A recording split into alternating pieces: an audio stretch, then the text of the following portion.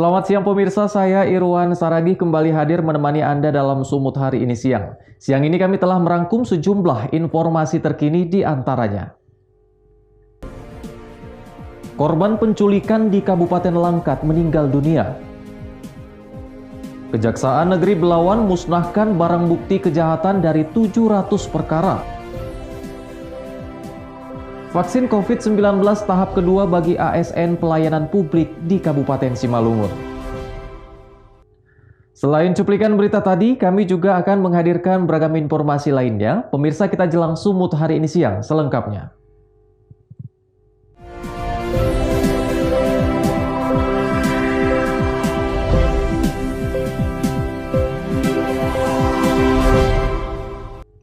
Kita ke informasi pertama pemirsa, aksi penculikan yang terjadi di Desa Karangrejo, Kabupaten Langkat, Sumatera Utara hingga menyebabkan korban tewas masih membuat keluarga korban cemas dan ketakutan. Aksi penculikan tersebut dilakukan oleh belasan pria saat korban berada di dalam rumah. Korban penculikan Herdika Syaputra warga Dusun Sukamulya, Desa Karangrejo, Kabupaten Langkat yang dilakukan belasan pria akhirnya ditemukan tewas mengenaskan. Korban ditemukan di kawasan Merek, Kabupaten Tanah Karo atau sekitar 100 km lebih dari kediaman korban. Jasad korban diketahui dari pengakuan beberapa orang tersangka yang kini sudah diamankan pihak kepolisian dari Polres Langkat. Menurut keluarga korban, aksi penculikan dilakukan sekitar pukul 3 pagi. Korban yang sedang tidur di ruang depan rumah bersama seorang temannya diculik belasan pria dan langsung dimasukkan ke dalam mobil. Sementara pihak keluarga tidak berani memberikan pertolongan saat terjadi penculikan karena para penculik mengancam keluarga korban. Dari sini dia diambil, Bang? Dari saksi kunci itu yang diamankan kepolisian, mereka itu lagi tidur di sini. Inilah pakai tikar gitu, tidur kira-kira jam 3 kalau tidak salah saya, dari pengakuannya itu jam 3 langsung diangkut ya, langsung dibawa sama orang banyak gitu, keluar terus dipukuli, diculik lah. Setelah rumah ini, di sini orang ini berdua tidur ya gitu. Keluarga korban tidak mengetahui motif penculikan tersebut.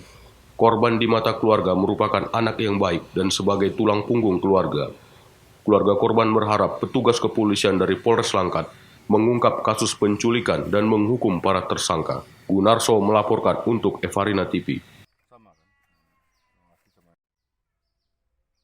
Sementara itu pemirsa, Polres Pakpak Barat mengamankan pelaku judi Ludo King di Desa Salak 2, Kecamatan Salak. Dari pengungkapan tersebut, petugas mengamankan 1 unit handphone dan uang tunai Rp145.000. Polres Pakpak Barat dan jajarannya berhasil melakukan pengungkapan kasus perjudian jenis Ludo King yang diamankan dari aplikasi handphone di warung kopi milik SS di Desa Salak 2, Kecamatan Salak, Kabupaten Pakpak Barat. Pengungkapan kasus perjudian ini dilakukan di seluruh kabupaten kota Pakpak Barat seperti di kecamatan dan desa sekabupaten Pakpak Barat. Dalam pengungkapan kasus perjudian Ludo King tersebut, polisi mengamankan 1 pelaku judi Ludo King berinisial JN. 3 pelaku lainnya masih dalam daftar pencarian orang. Dalam pengungkapan tersebut, petugas berhasil mengamankan barang bukti 1 buah handphone Android merek Oppo berwarna biru dan uang tunai Rp145.000. Kasat Reskrim Ibtu Irfan Erpani mengatakan pelaku JN dikenakan pasal KUHP tentang perjudian dengan ancaman hukuman pidana penjara selama 10 tahun. Ayat 3 sub 303 bis kedua pasal KUHP dan pasal 212 dan pasal 351 ayat 1 KUHP dengan ancaman hukuman maksimal 10 tahun penjara. Dan sekarang perkaranya sudah P21.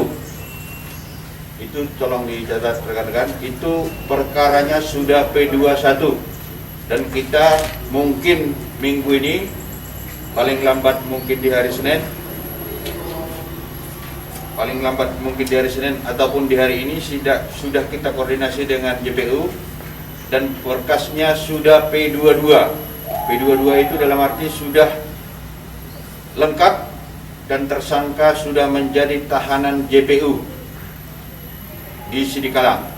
Mungkin hari ini kita berkoordinasi dengan jaksa, tersangka akan kita kirimkan. TKP penangkapan di warung Desa Salak 2, Kecamatan Salak, di warung kopi Saidun Si Tohang, di Desa Salak, Kabupaten Papua Barat.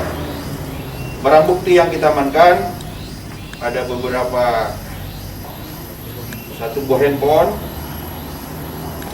Petro Citra Sibro melaporkan untuk Evarina TV. Pemirsa, guna meningkatkan pendidikan khususnya di daerah asalnya, seorang mahasiswi asal Labuhan Batu Selatan membuka kelas inspirasi desa berkolaborasi dengan Lembaga Anti Narkotika dan Komite Permainan Olahraga Tradisional Indonesia. Dengan mengangkat tema cerdas inovatif kolaborasi memajukan pendidikan daerah, kelas inspirasi desa yang sasarannya merupakan para murid sekolah dasar hingga pelajar SMA ini dilakukan di luar kelas dengan tetap menerapkan protokol kesehatan bertempat di Dusun Bandar Palas, Desa Ujung Gading, Sungai Kanan, Labuhan Batu Selatan, Sumatera Utara. Hal ini juga guna memajukan pendidikan di daerah dengan mencerdaskan anak-anak melalui peningkatan literasi, serta mengajak untuk menjauhi dan memerangi narkoba bagi para pelajar. Diharapkan dengan dukungan pemerintah, kelas inspirasi ini mampu mengangkat potensi-potensi daerah serta mampu menyelesaikan persoalan yang ada, khususnya di wilayah pelosok. Camat Sungai Kanan Syarifah Hapni Siregar menyebutkan pihaknya sangat mengapresiasi kegiatan kelas inspirasi desa ini. Hal tersebut dinilai mampu mempermudah anak-anak dalam memperoleh ilmu pendidikan di saat proses belajar mengajar secara tatap muka belum dapat dilakukan di sekolah. Yang mana kegiatan ini sangat membantu dan sangat bermanfaat buat anak-anak kami yang mana saat ini pandemi COVID-19 ini tidak bisa bertatap muka di dalam kelas, sehingga tugas-tugas yang diberikan guru kepada mereka dapat dilaksanakan di kelas inovasi yang dibantu oleh adik-adik mahasiswa yang mana mereka libur dan pulang ke kampung mengabdikan diri mereka buat kampung mereka untuk membantu adik-adik kami dan anak-anak kami semuanya. Sementara, Rizky Hairani Nasution, ketua pada kegiatan kelas inspirasi tersebut menjelaskan, proses belajar mengajar di luar kelas ini tetap menerapkan protokol kesehatan dan dilakukan secara bergelombang guna menghindari kerumunan. Dengan menggandeng Lembaga Anti Narkotika dan Komite Permainan Olahraga Tradisional Indonesia, kelas inspirasi desa bertujuan untuk meningkatkan pendidikan anak negeri untuk mengukir prestasi dan berani meraih cita-cita. Kelas inspirasi desa ini, Bang, didirikan dan diinisiatori oleh mahasiswi asli Desa Ujung Gading. Tujuannya adanya kelas inspirasi desa ini untuk meningkatkan pendidikan di daerah pelosok. Visi misinya itu ialah mencerdaskan anak-anak pelosok. Bagaimana cara mencerdaskannya? Seperti melakukan program-program. Salah satu program kelas inspirasi desa itu ialah meningkatkan literasi daerah serta membasmi narkoba dan menghindari narkoba. Saat ini kelas inspirasi desa itu kerjasama, udah banyak kerjasama melalui program-program maupun peningkatan literasi daerah baik di skala kabupaten, nasional dan juga internasional. Dan saat ini juga LAN atau Lembaga Anti Narkotika serta KPOT atau Komite Permainan Olahraga Tradisional Indonesia sudah kolaborasi dengan kelas inspirasi desa yang satu tujuannya ialah meningkatkan pendidikan di daerah pelosok serta solidaritas dan kerjasama yang utuh. Jadi kelas inspirasi ini memiliki 2 jadwal. Yang pertama itu pagi, masuk jam 8, masuk mencuci tangan, memakai hand sanitizer, memakai masker. Jika tidak memakai masker, kami tidak memperbolehkan masuk, Bang. Tempat duduk mereka sudah diatur. 1 meja terbagi menjadi 2. Setiap harinya itu masuk harus mematuhi protokol kesehatan serta absensi. Itu dia, Bang. Ucok Sitorus melaporkan untuk Evarina TV.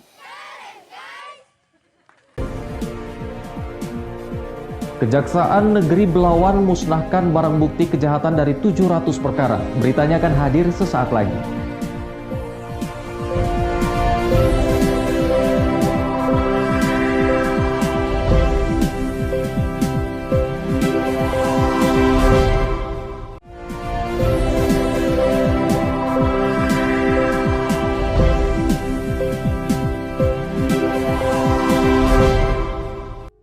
Terima kasih Anda masih bersama kami pemirsa. Setelah berkekuatan hukum, Senin sore Kejaksaan Negeri Belawan memusnahkan berbagai jenis narkoba dan hasil kejahatan dari 700 perkara.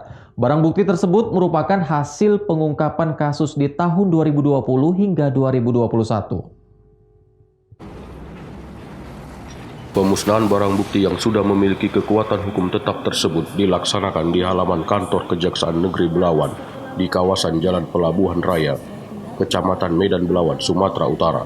Seluruh barang bukti narkoba jenis sabu 700 gram, daun ganja 42.000 gram, ekstasi 120 butir, Happy Five 50 butir, 3 unit mesin judi jackpot, sepucuk senjata api, uang palsu pecahan 100.000 sebanyak 40 lembar, dan pecahan 50.000 sebanyak 16 lembar, rokok tanpa pita cukai sebanyak 2.800 slop, dan 55 unit handphone.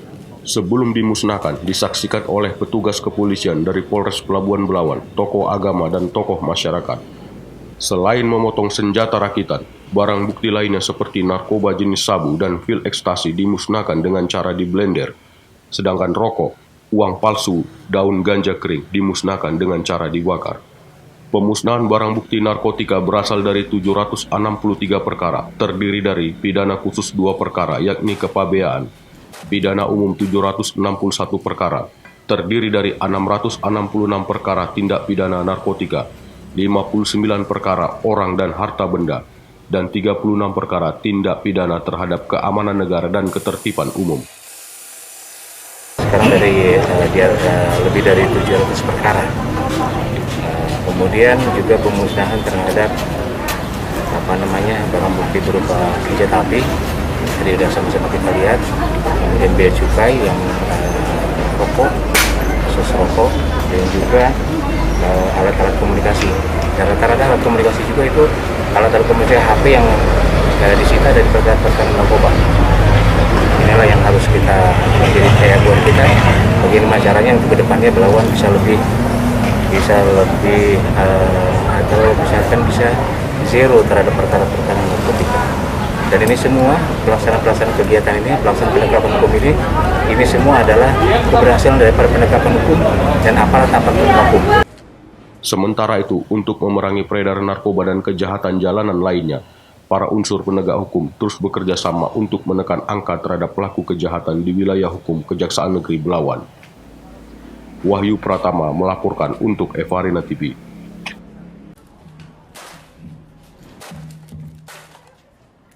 Kita ke informasi lainnya pemirsa, salah satu komunitas peduli amal di Kota Medan, Sumatera Utara menjual ratusan nasi bungkus kepada warga yang terdampak perekonomiannya selama pandemi. Nasi bungkus tersebut dijual dengan harga Rp2.000 per bungkusnya. Prihatin dengan ekonomi warga selama pandemi COVID-19, komunitas masyarakat peduli amal di Kota Medan Senin pagi menjual nasi bungkus seharga Rp2.000 kepada warga di Jalan Aksara, Kota Medan. Sebanyak 200-an nasi bungkus dengan berbagai menu langsung ludes terjual. Warga yang membeli pun heran karena nasi bungkus dijual dengan harga yang cukup murah, yakni Rp2.000. Agar penjualan merata, panitia membatasi penjualan nasi bungkus di mana per orang hanya dapat membeli 2 bungkus nasi. Selain nasi bungkus, mereka juga membagikan masker gratis kepada warga yang melintas tidak menggunakan masker. Kegiatan sosial ini dalam rangka peduli COVID-19, di mana selama pandemi ini perekonomian warga menurun, seperti becak motor, supir angkutan, dan driver ojek online. Kegiatan menjual nasi bungkus Rp2.000 ini akan terus dilakukan selama pandemi COVID-19 dengan lokasi dan waktu yang berbeda-beda. Penjualan nasi Rp2.000 dalam rangka untuk membantu saudara-saudara kita yang kena COVID-19 atau pandemi, sehingga mereka bisa terbantu. Pak, ada berapa bungkus Pak hari ini Pak yang kita kompak melakukan penjualan nasi ini sebanyak 200 bungkus. Ini sampai kapan Pak? Ini kompak rutin mengadakan penjualan ini secara... Sementara itu, masyarakat berharap agar pandemi COVID-19 di tanah air segera berakhir sehingga perekonomian warga kembali pulih. Demi menjaga kesehatan bersama, masyarakat harus tetap mematuhi protokol kesehatan seperti wajib menggunakan masker, menjaga jarak, dan rajin mencuci tangan untuk mengantisipasi penyebaran COVID-19. Wahyu Pratama melaporkan untuk Evarina TV. Pemirsa, untuk mengantisipasi penyebaran COVID-19, Rumah Sakit Umum Pusat Haji Adam Malik Medan pada Senin pagi menggelar vaksinasi massal bagi para lansia. Penyuntikan vaksinasi dilakukan dalam 2 gelombang dengan jumlah 250 lansia setiap harinya. Ratusan warga Kota Medan lanjut usia menjalani vaksinasi di Rumah Sakit Umum Pusat Haji Adam Malik Kota Medan. Sebelum mendapatkan vaksinasi, warga yang sudah lanjut usia ini mendaftarkan diri secara online dan datang ke RS Haji Adam Malik dengan membawa identitas diri untuk mendapatkan nomor antrean penyuntikan vaksinasi. Vaksinasi yang ditujukan kepada lansia ini merupakan tahap pertama dan pada 2 pekan ke depan akan mendapatkan penyuntikan vaksin tahap kedua. Usai diberikan vaksin, para lansia ini masih menunggu selama 30 menit untuk dilihat apakah menimbulkan gejala lain atau tidak. Mulai hari ini dan kita targetkan sekitar 200 sampai 250. Waktu yang non lansia, yang di bawah lansia kadang kita bisa capai 300 lebih, cuman ini kadang masih melihat bagaimana pergeseran dari tempat duduk ke tempat duduk yang lain. Kalau lansia kan lebih panjang, mungkin antara 200 ke 2,5. Ya. Pak, jatah Pak ada berapa Pak yang udah kita siapkan Pak? Jatah kita rasanya nggak ada terbatas ini sampai selesai karena seluruh Kota Medan dan mungkin di Sumur melaksanakan pada hari yang sama terus setiap hari. Jadi tidak ada dibatasi sampai selesai. Diabetes kita cek gula kalau memang ada diabetes, yang lain cukup aman.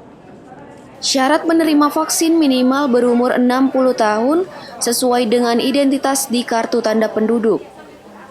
Vaksinasi ini akan terus dilakukan hingga selesai tanpa ada batasan kuota. Daniel Pekwali melaporkan untuk Evarina TV. Sumut hari ini masih akan kembali dengan informasi menarik lainnya, tetaplah bersama kami.